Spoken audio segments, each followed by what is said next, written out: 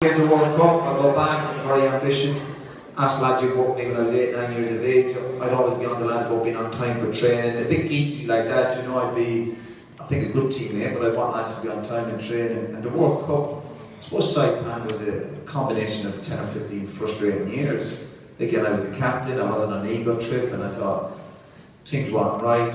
This is a big disagreement with Mick when we got over there. The usual stuff, no training gear and all that, really frustrating. I know people might find it hard to believe, but I just couldn't get my head around it. But that was all settled down after a few days. And then Mick we had a meeting, big disagreement, and I came back. But never, people will always say to me, you regret it, you need a chance to play in the World Cup. I played obviously 94, but what happened really damaged my relationship with the manager, and obviously the staff were going to back him. Obviously the FAI went to back the manager, and they did, and I came back, and I never lost a wink of sleep over it. Never. I just thought we have massive disagreements of what's going on. I hear what your ex-players are on saying.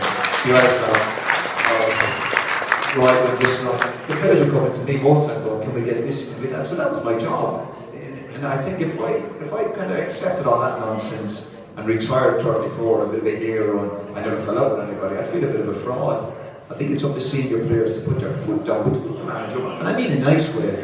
And I look back with Mick at that time, and I've been a manager myself, and a lot of it wasn't Mick's fault, in a sense.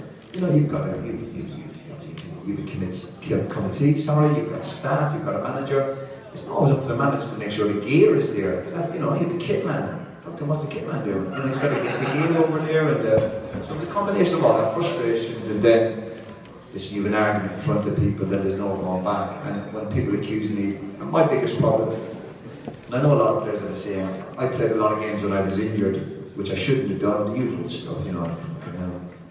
And then I had a chat with Mick in front of the player, and he said I could have played a game, but you said you were injured, and I said, well, I was injured, and there was no going back then. And I told Mick where to go. Am I proud of all that stuff? No, I'm not proud of it, but sometimes you got to fight your corner, you know.